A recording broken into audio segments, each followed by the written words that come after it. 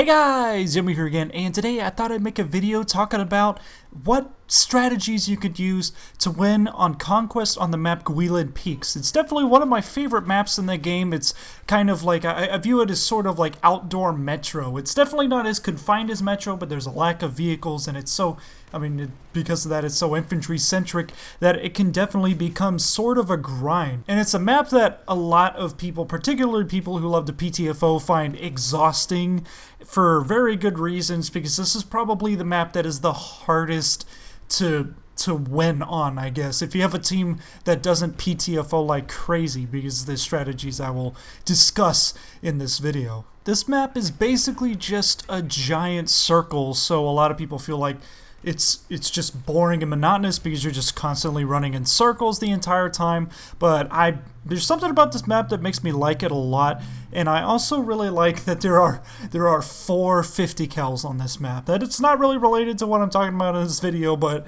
this is the only map in the game that has 4 50 cal guns on the map at the same time. And of course the 50 cal is hilarious. It could be my favorite gun in the game because it's just, it's so fun to use, but just the circular nature of this map, just running around constantly, makes it hell for ptfoers, especially ones with teams that just won't budge, just travel in like a massive group the entire time.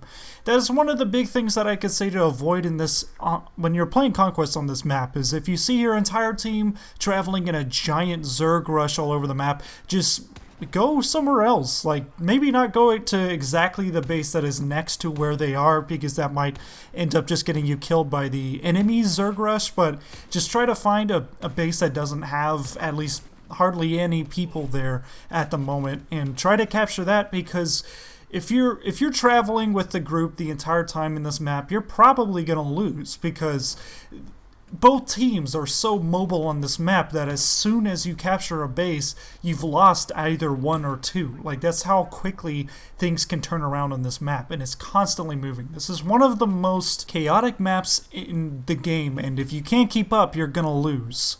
And I know what you guys are thinking. Well, Yummy, could some of my teammates just stay at a base and fight off an enemy attack, and so we can keep them from capturing our bases? And to that I say, are you crazy? Are you out of your mind? The only hope you have of defense on this map is to be as offensive as possible. You have to out-capture the enemy, capture more flags more frequently than they do. Teams that focus on one base, especially D in the center of the map, you think D would be fine because it's in the middle and it's got pathways to every single flag on the map. Teams that focus on D the whole game lose because you're only focusing on one flag. There's what, 6 outside of that flag, so why focus on D? What matters what position it is on the map? It's only one flag, so you gotta focus on the big picture here. Are you crazy? Are you out of your mind? Are you out of your mind? Are you crazy? That's the last time I use that clip, I promise. Also on this map, the transport heli is vitally important to the success of your team. The teams that generally win are the ones that have that air superiority of having their transport heli up the entire game, preferably with the enemy transport heli being either destroyed or captured by them at least the majority of the match. It's a mobile spawn point, which is invaluable, completely invaluable to your team's efforts. And on top of that, it's got the miniguns on it, which have been buffed to where they're actually pretty freaking powerful now. So that's air support, a free spawn location. You can't undermine the value of the transport heli. And honestly, you don't even need that many engineers on your team. Basically on this map, you need to focus on support and medic classes whenever you're playing. You need to choose one of those because it's so infantry centric. Health and ammo is what is the most important, and there's only one vehicle per side, one major vehicle per side, and that's the transport heli, and you only need one RPG into it or one stinger or whatever that you use to flip it into the ground. They can survive sometimes if you hit them once, but it's not that difficult to shoot down a transport heli. They're really fat and really slow, so they're actually pretty easy to shoot down. So you really need to focus more on just using a transport heli as a mobile spawn location, which means just flying in circles around the map as much as you can and spawning in as a medic so you can revive your team and give your team back some tickets. I think it's safe to say that on the match that you guys are watching in the background, that the enemy actually won the second half of this round. My team was winning by over 200 tickets when I joined the server, and that was like maybe a quarter of the way through the match, and by the end we were only up by 50 tickets, which means that they were really catching up to us, because 150 ticket gain whenever both teams are capturing as much as they can is a pretty big deal. It's because my team actually started getting kind of lazy. They started zerging a little bit too much, and the team was outflanking us and using the transport heli to drop guys all over the map, and because of that it was getting pretty close, and I was actually getting worried. I was constantly having to type in chat, "Cap, please split up if you guys are in a Zerg. Just focus on actually like thinking about how you're playing rather than just playing," because a lot of times a Zerg will just happen whenever you just kind of forget that you're trying to win the game, and you're just trying to play as well as you can, because you're like, well, my team is going this way, so that must mean the enemies are this way.